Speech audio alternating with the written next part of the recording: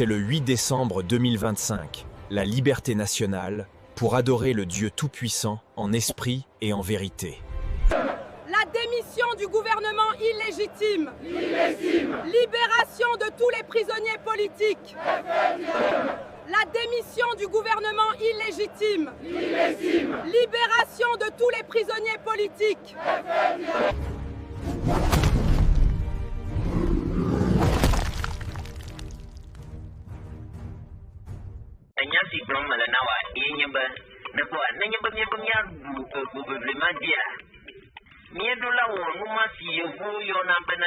Systématique fondamentale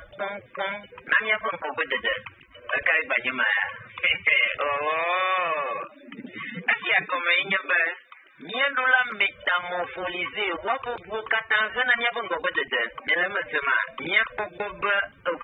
métamorpholisation la dose n'y a pas